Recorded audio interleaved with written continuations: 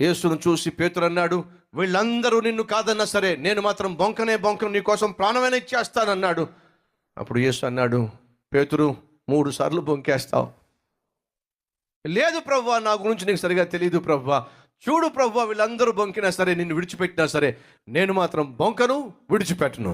రోమా సైనికులు వచ్చిన వెంటనే మొట్టమొదటిగా పారిపోయినాడు ఎవరు? మన బెదరే. ఇంకెవరు బొంకల. వీళ్ళెవరైనా బొంకుతారేమో, నేను మాత్రం బొంకను అన్నాడు. ఎవరు బొంకల? మన బెదరే బొంకేశాడు.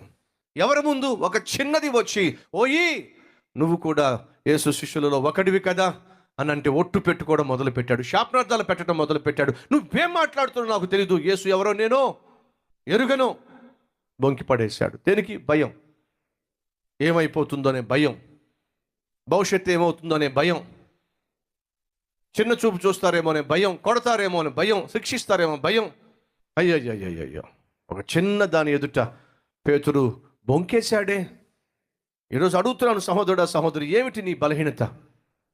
ఎన్నోసార్లు నువ్వు తప్పు చేసి, ఎన్నోసార్లు నువ్వు పొరపాటు చేసి, ఎన్నోసార్లు నువ్వు పాపం చేసి వెంటనే అన్న మాట ఏమిటి? చిచ్చి, ఈ చిన్న పాపాన్ని కూడా నేను జయించలేకపోతున్నానే, ఈ చిన్న అలవాటును కూడా నేను జయించలేకపోతున్నానే, చిచ్చి ఎంత బలహీనుడు నేను, ఎంత బలహీనుడు నేను. అడుగుతున్నా, ఏమిటా బలహీనత? నువ్వు జయించలేని బలహీనత ఏమిటి?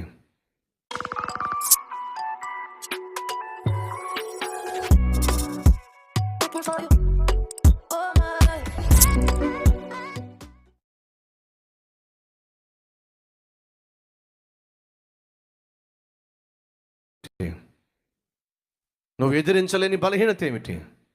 బైబిల్లో మీకు చూపించాను.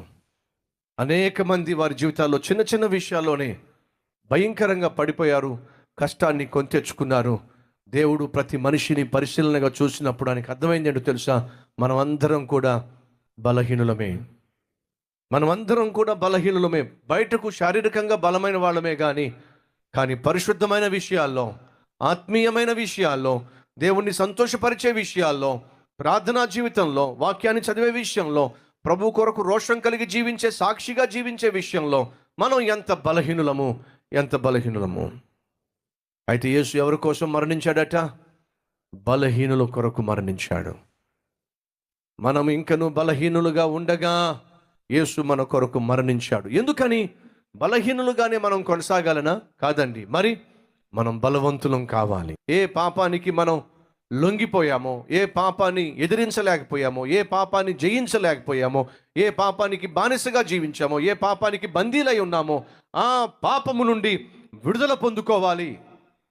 ఆ పాపమును జయించే శక్తిని పొందుకోవాలి. ఆ పాపమును సంపూర్ణంగా విసర్జించాలి.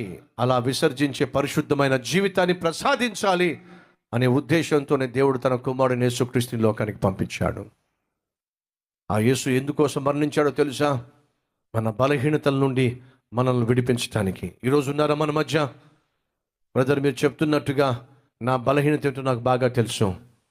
ఎంతగా అందులోంచి బయటపడాలని ప్రయత్నం చేసిన నా వల్ల కాలేదు. అయితే నీకు ఒక శుభవార్త. నిన్ను ఆ బలహీనతల నుంచి విడిపించడానికి, నీకు శక్తినివ్వడానికి, బలవంతునిగా నిన్ను తీర్చిదిద్దడానికి నా ప్రభువు సిద్ధంగా ఉన్నాడు. అందుకోసమే సిలువలో ఆయన నీ కోసం మరణించాడు. ఆ బలమైనటువంటి దేవుడు, ఆయన ఆ ఆశ్చర్యకరుడు నీ జీవితంలో అడుగు పెట్టినట్లయితే నువ్వు ఖచ్చితంగా నిలబడగలుగుతావు. వినండి, ఒక గోనె సంచయం. మీరు గోనె సంచం చూశారుగా, దాన్ని మడత పెట్టి పక్కన పెడతారు. కానీ అదే గోనె సంచను నిలబెట్టే ప్రయత్నం చేయండి. మీరు ఏ విధంగా నిలబెట్టే ప్రయత్నం చేసినా నిలబడదు. అది నిలబెట్టి వదిలిపెట్టని పడిపోతుంది. ఎందుకని? అది గోనె సంచయం, బలహీనమైనది. మరి ఆ గోనె సంచి నిలబడాలంటే ఏం చేయాలి? ఆ గోనె సంచి నిలబడాలి అంటే ఏం చేయాలి? ఆ గోనె సంచిలో మీరు బియ్యం పోయండి, ఆ గోనె సంచిలో మీరు ధాన్యం పోయండి, ఆ గోనె సంచును మీరు బియ్యంతో నింపండి, ధాన్యంతో నింపండి. బలహీనమైనటువంటి ఆ గోనె సంచి ఏమవుతుంది? చక్కగా నిలబడుతుంది. ఇసుక పోయండి, ఇసుకతో నింపండి, అది చక్కగా నిలబడుతుంది. ఎలా సాధ్యమైంది? అది నింపబడింది. దేనితో నింపబడింది? ఆ గోనె సంచును నిలబెట్టగలిగిన దానితో నింపబడింది. బలహీనంగా ఉన్న సహోదరుడా సహోదరి, మాటి మాటికి ప్రతి విధమైన పాపపు బలహీనతల్లో వంగిపోతున్నా, పడిపోతున్నా సహోదరుడా, సహోదరి, నువ్వు నిలబడాలి అని దేవుడు కోరుతున్నాడు. నువ్వు నిలబడాలి అంటే నీ జీవితంలో ఏం జరగాలి?